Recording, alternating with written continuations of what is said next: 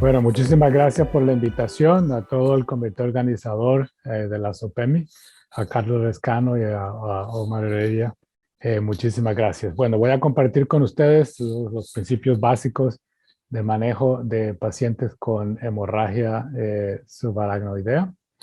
Estos son mis objetivos. Vamos a hablar primero un poco sobre los puntos claves sobre la epidemiología de hemorragia subaracnoidea. Posteriormente, me centraré en manejos específicos y pautas de manejo que se recomiendan actualmente. Cuando empezamos a hablar sobre la epidemiología básica, realmente el tipo de hemorragia subaracnoidea que me voy a referir es la hemorragia subaracnoidea no traumática, la cual usualmente se debe a la rotura de un aneurisma cerebral.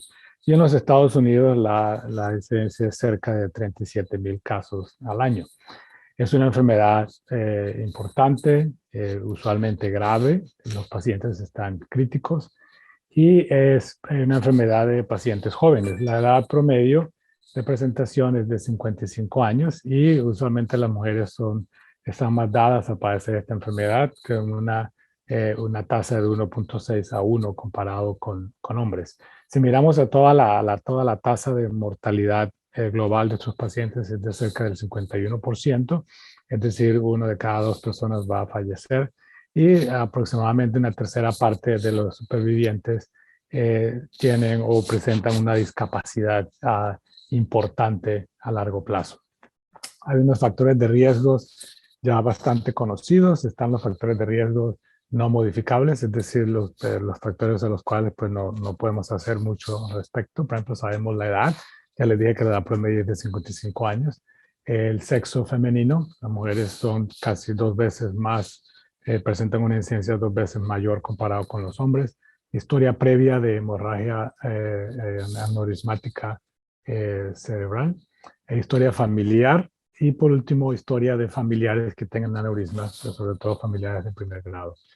Pero los factores modificables también son importantes conocerlos porque son los factores en los cuales se podría hacer medicina preventiva, es decir, como la hipertensión, el tabaquismo, el consumo excesivo de alcohol, o sea, el alcoholismo, o el consumo de sustancias simpatomiméticas, en este caso la cocaína, que es bastante frecuente en nuestros centros urbanos actualmente. Hay otros factores de riesgo que son menos comunes, sin embargo, pues podrían ser muy importantes, sobre todo en ciertos grupos familiares, por ejemplo, trastornos genéticos como la enfermedad poliquística renal autosómica dominante, la enfermedad de Ehlers-Danlos tipo 4, por ejemplo, que también aumenta la probabilidad de tener aneurismas cerebrales y de padecer hemorragia subaracnoidea.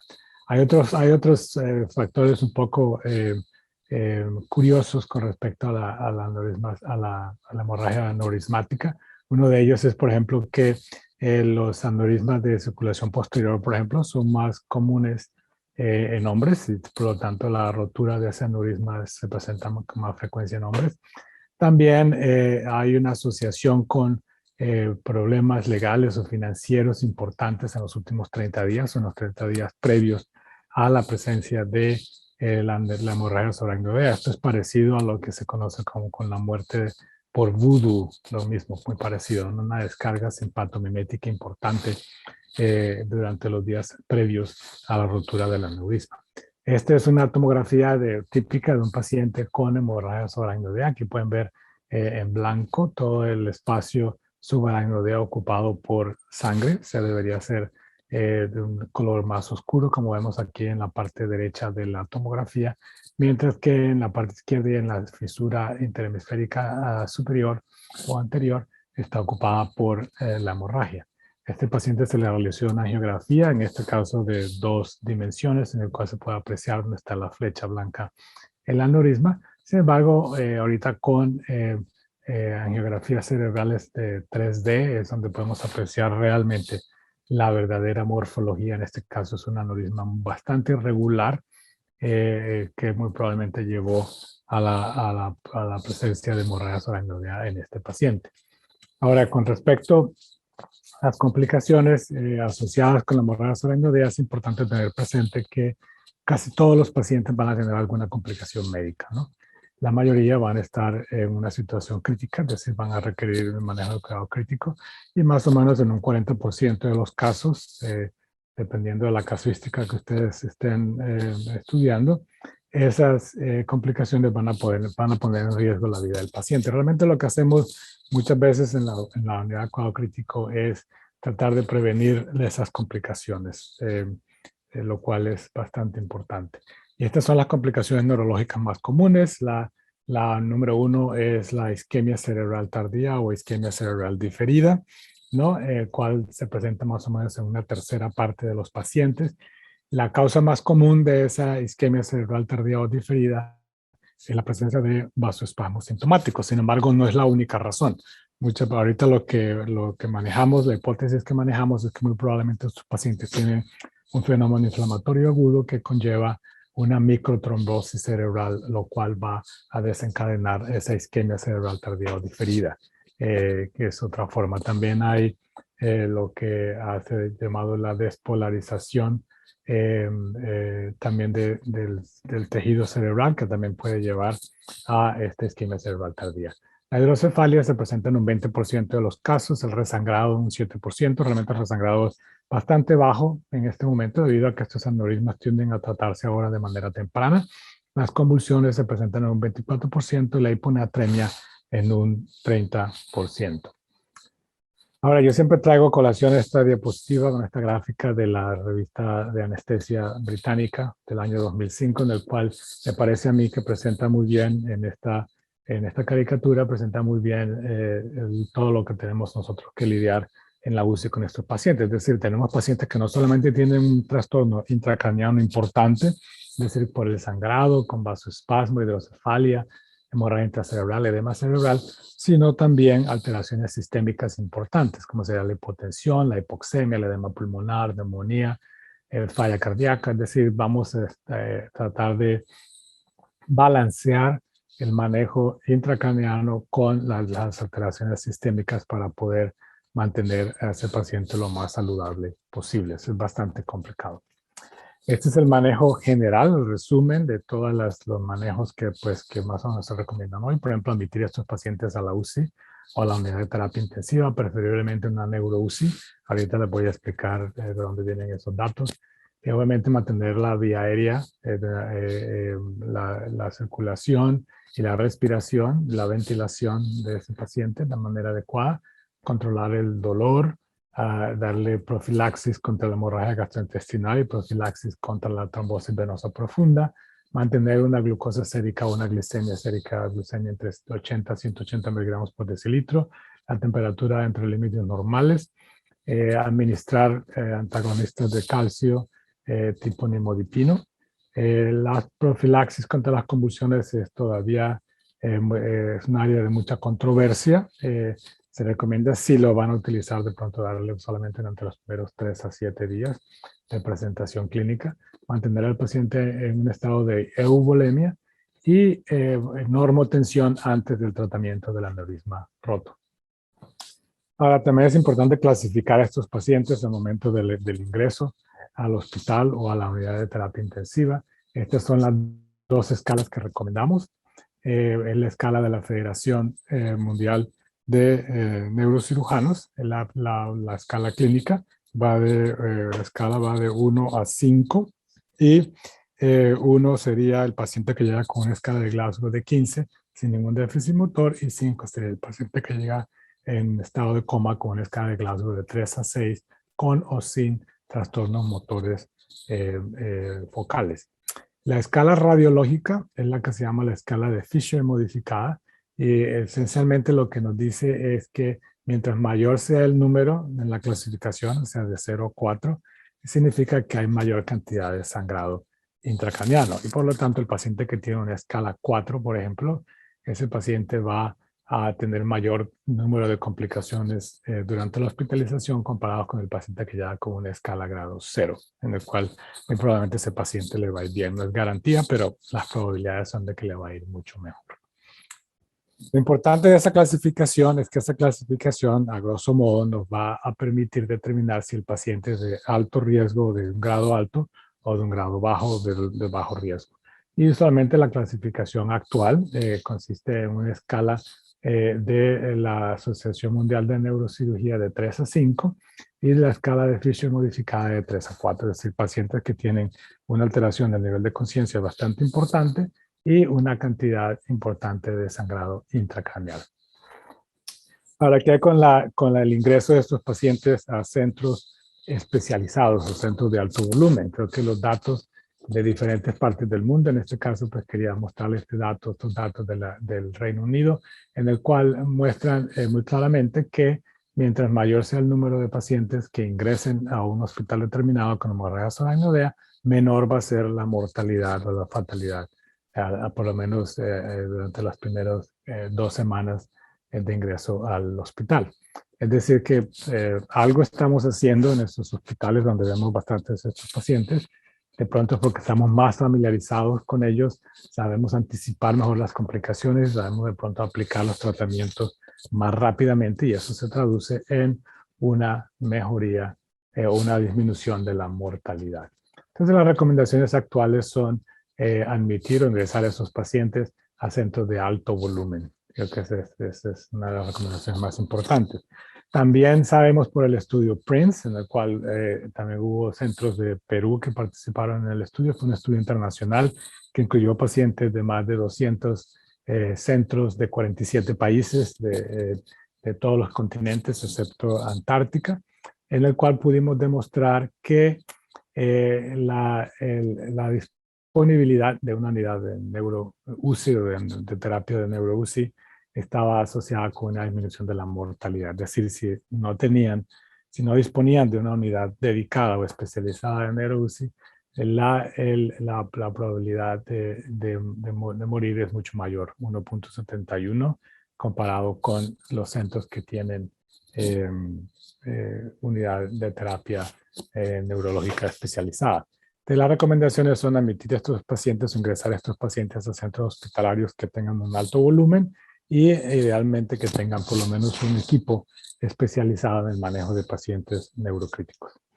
Respecto con los inhibidores o los bloqueadores de los canales de calcio, en este caso el nimodipino, ya sabemos desde finales de los años 80, principios de los 90, sobre todo en este estudio que se publicó en la revista Médica Británica, en el cual se pudo demostrar que los pacientes que recibían nimodipina tenían un desenlace clínico a largo plazo mucho mejor. Es decir, a estos pacientes les iba mejor. El nimodipino no previene la isquemia cerebral tardía o diferida o el vasoespasmo, pero sí tiene un efecto neuroprotector que hace que a esos pacientes les vaya mejor a largo plazo. Entonces, las recomendaciones es darle a estos pacientes nimodipino tan pronto sea posible, tan pronto ingresen, y la dosis es 60 miligramos cada 4 horas por 21 días por vía oral o por vía enteral. Si el paciente presenta hipotensión, entonces se puede modificar la dosis de nimodipino a 30 miligramos cada 2 horas. ¿Qué hay con respecto al manejo del aneurisma roto? Que también tenemos ensayos clínicos que han definitivamente zanjado esta controversia de si al paciente hay que tratarlo con las dos posibles terapias, que es manejo quirúrgico y clipaje, o la terapia endovascular. En este caso, en el ensayo clínico el ISAT, que se publicó en el 2005 en la revista Lancet, se pudo demostrar de que si había equipoise, es decir, si el paciente se le podía tratar con clipaje quirúrgico o con tratamiento endovascular, si el aneurisma se podía tratar con cualquiera de los dos, el tratamiento endovascular es preferible ya que está asociado con mejor resultado clínico. Ahora, esto no quiere decir que todos los aneurismas se puedan manejar por terapia endovascular. Definitivamente hay algunos en los cuales solamente se les va a poder administrar terapia quirúrgica. Pero sí existe la posibilidad de que se pueda hacer el abordaje por cualquiera de los dos tratamientos. El tratamiento endovascular es preferible. Y eso es lo que las recomendaciones del momento, y preferiblemente hacerlo de manera temprana durante las primeras 72 horas desde el inicio del ictus o de los síntomas neurológicos. Con respecto a los agentes antifibrinolíticos, creo que es la información más reciente que de la cual disponemos. Anteriormente se recomendaba de pronto administrar agentes antifibrinolíticos si pensábamos que iba a haber un retraso el manejo del aneurisma, con la hipótesis de que la administración de agentes antifibrinolyíticos iban a prevenir el resangrado y por lo tanto mejorar la condición clínica del paciente. El estudio ULTRA de Holanda, que se publicó en diciembre del 2020 en la revista Lancet, demostró que la administración de agentes fibrinolíticos, en este caso ácido tranexámico, de manera temprana en estos pacientes, no tenía ningún impacto importante en el resangrado y lo más importante era que no afectaba el resultado clínico final. Y de hecho, a los pacientes que recibieron ácido tranexámico les fue peor. O sea, al tener estadísticamente significativo, o sea, había una tendencia de esos pacientes de tener peor resultado clínico a largo plazo comparado con los que no recibían. Entonces, las recomendaciones actuales es no administrar agentes antifibrinolíticos a los pacientes con hemorragia subaracnoidea, con independencia de si se le puede o no se le pueda tratar el aneurisma de una manera temprana. Es decir, ya este tratamiento se va a abandonar y las nuevas guías de manejo no lo van a recomendar.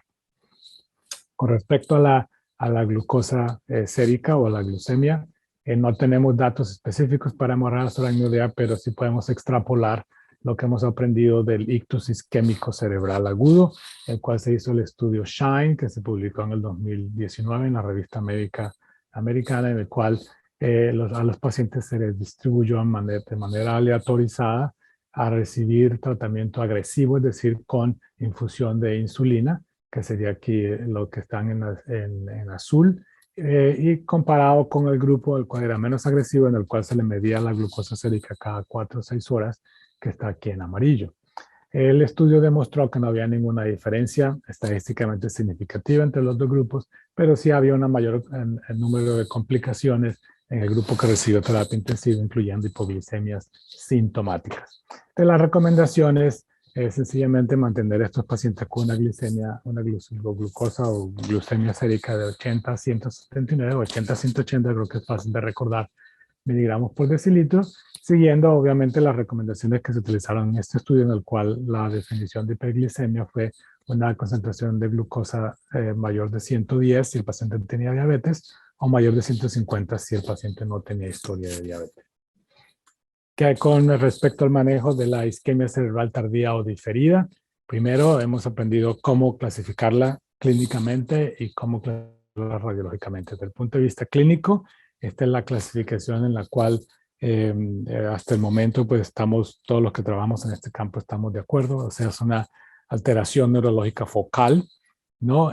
O una disminución de más de 2 puntos en la escala de Glasgow que debe durar más de 1 hora y no debe estar asociada con el tratamiento del aneurisma. Es decir, no puede ser justamente después de que se le hizo el tratamiento endovascular o el clipaje quirúrgico, y no se puede atribuir la causa del deterioro neurológico a ninguna otra entidad. Es decir, por ejemplo, trastornos electrolíticos importantes o convulsiones, es decir, toca descartar las otras posibilidades. Y desde el punto de vista radiológico, para confirmar, es sencillamente un infarto cerebral, ya sea por tomografía o por resonancia, dentro de las primeras 6 semanas de la hemorragia subaracnoidea, y es una isquemia cerebral que no estaba presente al ingreso o no estaba presente durante las primeras 24 o 48 horas después del tratamiento del aneurisma roto. Eso es importante, es decir, tiene que haber otro examen radiológico, otra tomografía durante las primeras 24 o 48 horas después del tratamiento del aneurisma para descartar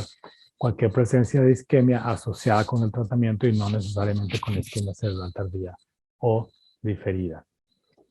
El manejo general de estos pacientes obviamente incluye pues la nimodipina, como ya les decía, para darles neuroprotección. Anteriormente utilizamos la terapia triple H, que era hipervolemia, hiperdinamia e hipertensión.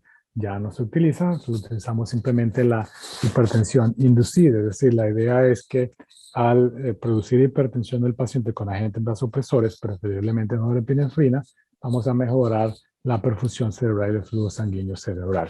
Eso es lo que hemos tenido como hipótesis hasta recientemente. Y si no hay mejoría ante las primeras 2 horas, ese paciente se lleva angiografía cerebral, y si hay la presencia de una vasoespasmo importante, se le hace angioplastía o se le administra terapia intraarterial con verapamilo en estos pacientes. Ahora, el concepto de hipertensión inducida realmente llevó también al diseño de un ensayo clínico en Holanda, el estudio Himalaya, el cual se publicó en la revista Ictus en el 2018.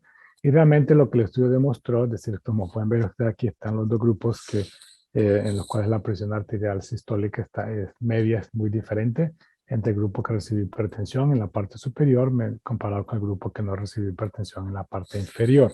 Ahora, este estudio, a pesar de que fue un estudio que se demoró mucho tiempo en reclutar pacientes, es un grupo pequeño de pacientes, realmente el número no es muy grande. Sin embargo, nos ha dejado dudas, ha dado varias dudas.